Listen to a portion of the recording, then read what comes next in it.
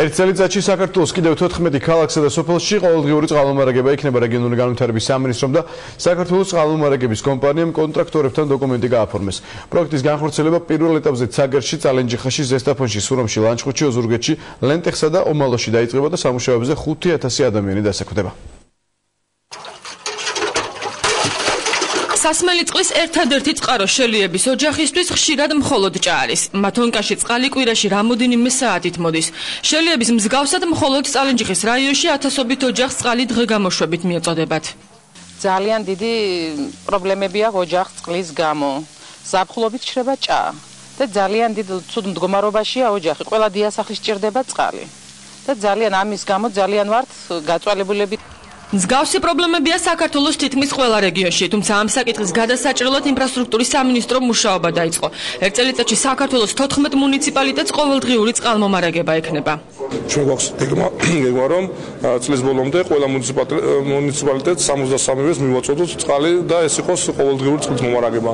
მინდა გითხრათ, რომ მნიშვნელოვანია იმითაც, რომ ხედავთ, რომ 14 რეგიონია, 14 მუნიციპალიტეტია და ეს კომპანიები უკვე 14 მუნიციპალიტეტში დაიწყებენ საქმიანობას, რაც ნიშნავს, რომ უამრავ ადამიანს გაუჩნდება შანსი დასაქმდეს.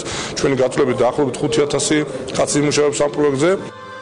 საქართველოს სხვადასხვა რეგიონში მოეწყობა 12 სათავე ნაგებობა, 10 რეზერვუარი და 10 სატუმბის სადგური.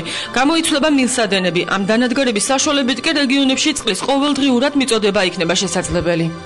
იცვლება მილები, შეკეთება რეზერვუარები, გამოიცვლება ტუმბოები და რაც თავარია ის დანაკარგი, რაც ჩვენ გაგვაშნია წყალმომარაგების კომპანიას, ქუჩებში წყალი მოდის, სხვადასხვა პრობლემებიც აწუხებს მოსახლეობას. ერთხელ და სამუდამოდ ამ ქალაქებში პრაქტიკულად ნაბიჯ გადაწყდება.